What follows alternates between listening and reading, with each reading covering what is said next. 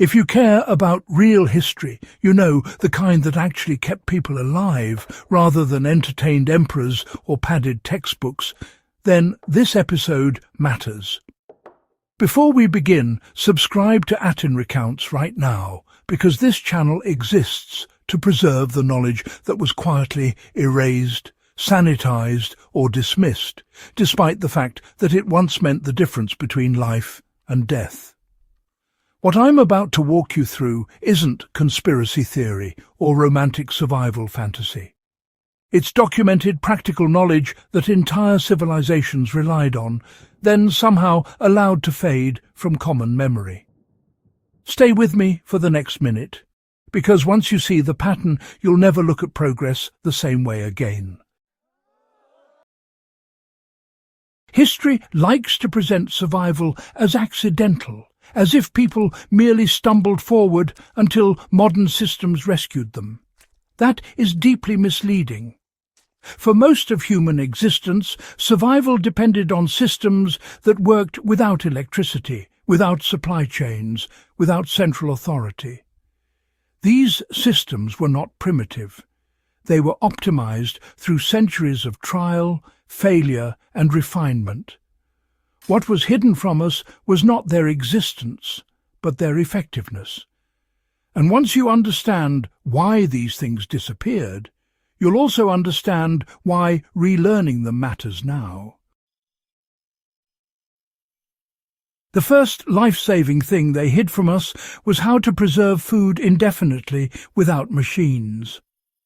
Long before refrigeration, people mastered fat-based preservation, fermentation, dehydration, and oxygen exclusion in ways modern preppers are only rediscovering. Pemmican is the most famous example, but it was not unique. Across Eurasia and Africa, meat was rendered into shelf-stable forms using fat as both calorie density and microbial barrier.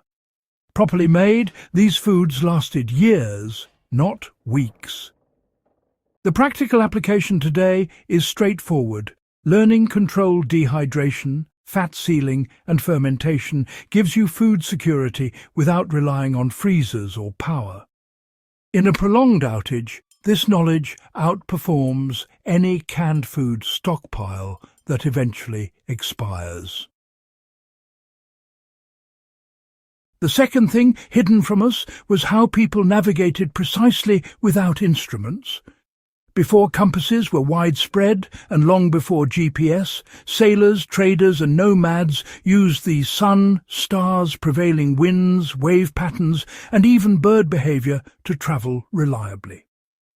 Polynesian navigators crossed thousands of miles of open ocean using memorized star paths and ocean swells. This was not intuition. It was trained, repeatable skill. Applied today, basic celestial navigation and landscape reading mean you are never truly lost. With minimal practice, you can determine direction, approximate latitude, and time using nothing more than the sky and terrain. The third life-saving thing was decentralized water safety knowledge. You know, we're often taught that clean water requires modern filtration plants, chemicals, and a whole lot of infrastructure. But historically, people actually relied on layered filtration using sand, charcoal, and cloth, often combined with solar exposure and boiling protocols that were, well, optimized to conserve precious fuel. Charcoal filtration in particular was widely understood before industrialization ever took hold. And, in practice today, knowing how to build a gravity filter from natural materials can honestly keep you hydrated when bottled water disappears within hours of a crisis. The fourth thing, quietly buried, was community-based defense and warning systems. Villages once survived not because of armies, but because of early warning, layered visibility, and, shared responsibility. Signal fires, reflective markers, sound patterns, and scheduled watch rotations. These allowed small populations to detect threats long before any contact occurred. Modern life has, frankly, centralized security into institutions, leaving individuals pretty passive. Reapplying this knowledge means understanding lines of sight, communication redundancy, and collective awareness in your own neighborhood, especially during disasters when official response is, well, delayed. The fifth thing hidden from us was the reality of low-tech medicine that actually worked. This is not folk magic. Many plant-based treatments had measurable antiseptic, anti-inflammatory, and analgesic properties. Honey as a wound dressing, willow bark as a pain reliever, and garlic as an antimicrobial were not myths. They were practical medicine when nothing else existed. Applied today, knowing which treatments stabilize a condition buys time when hospitals are unreachable, which, in survival medicine, is often the only goal.